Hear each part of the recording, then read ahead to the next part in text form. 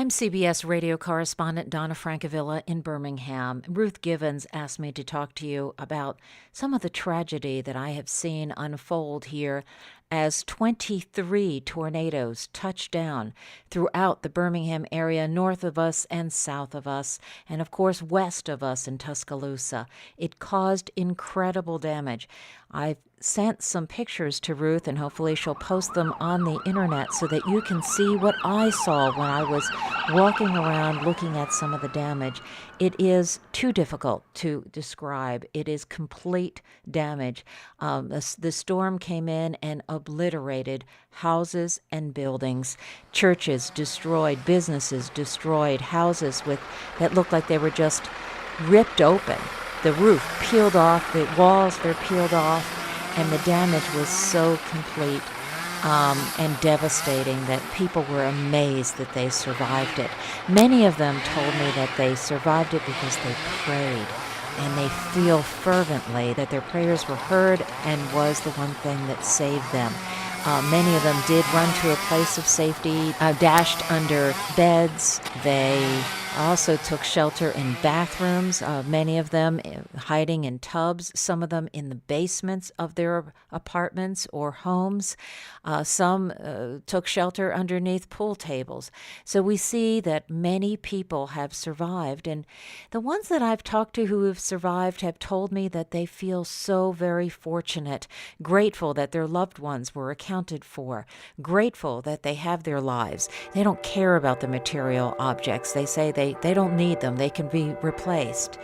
I talked to many religious people who, even though their church was gone, they told me that the church is in their heart and it too has survived.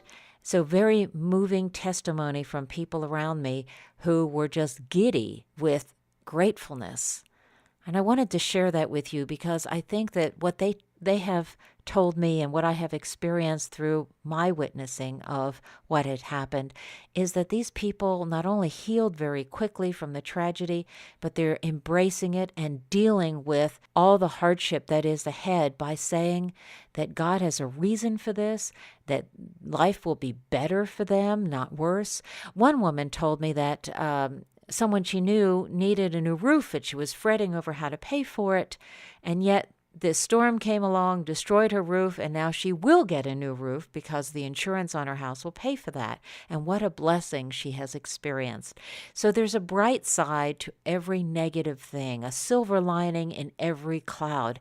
And we would do well to remember that as we go through life, as these people who have survived such a horrible, horrible devastation remind us there is goodness in everyone.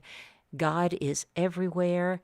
And if we just trust and have faith, we can respond from terrible tragedy to have a new life, new hope, and a new beginning. I'm Donna Francavilla, and I thank you for listening. They dug down and found this on Friday in the debris. An Alabama congressman plans to bring President Obama a tattered and torn American flag. Some of the students said, could we take this to President Obama and tell him how much we appreciate him coming? The flag belonged to the Alberta Elementary School in Tuscaloosa. The school was destroyed. Congressman Spencer Backus says the muddy flag has meaning. To be a symbol of recovery and hope that we'll bury these things and get on about our business. Donna Francavilla, CBS News, Birmingham. Almost like continual daylight, and then I noticed all of a sudden my roof, which covers 70 feet of my home, was suspended in the air 12 inches, and my wind gauge registered 70 miles per hour. It was extremely frightening to see that event.